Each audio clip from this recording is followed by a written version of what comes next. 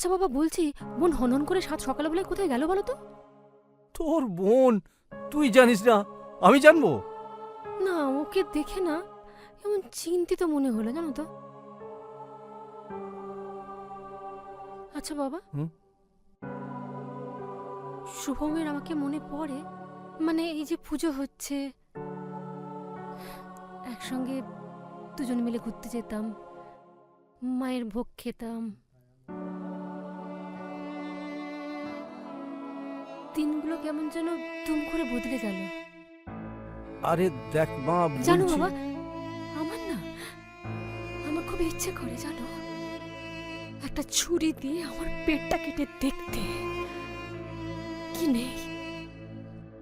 কি নেই সেখানে, যেখানে একটা প্রাণের প্রাণকে ধরে রাখতে পারলো না।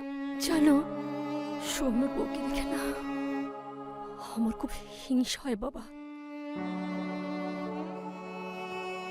ও তো মা হতে পারলো বলো,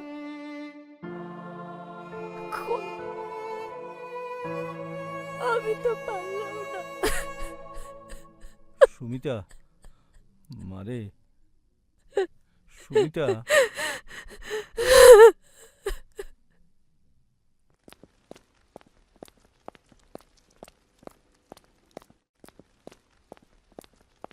আরে দিদি, তুমি কোথায় যাচ্ছ?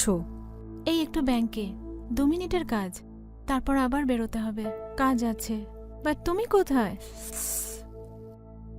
আমি না একটা চাপ খেয়েছি দিদি, তাই মেডিসিন শপে যাচ্ছি। কেন, কি হয়েছে? কাকু ঠিক আছেন তো? সেসব ঠিক আছে, ওগুলো কিছু না। ওহ। দিদি, আমি না ডেট মিস করেছি। হোয়াট? হুম, তুমি বিদেশে থাকো, তুমি বুঝবে। এটা একটা জাস্ট অ্যাক্সিডেন্ট। 1 মাসও হয়নি তো? না না না, না না, চিন্তা করো না, মেডিসিনে সেরে যাবে। তুমি তোমার বয়ফ্রেন্ডকে জানিয়েছো? না, কি করে জানাবো? ও তো জামশেদপুরে র্যাম শোতে গেছে এখন। আচ্ছা, ঠিক আছে, চিন্তা করো না, আমার ক্লাসমেট উনি গায়নি। আমি একটা কাজ করব, আমি ফোন করে একটা অ্যাপয়েন্টমেন্ট নিয়ে নেবো, ঠিক আছে? ঠিক আছে। আর আমাকে একটা কথা বলো তো, তুমি বিয়ে করছো না কেন? হবে না দিদি, বাবা সুইসাইড করে নেবে। ওর নাম রেহমাত আলী। তো? এটা ইন্ডিয়া দিদি।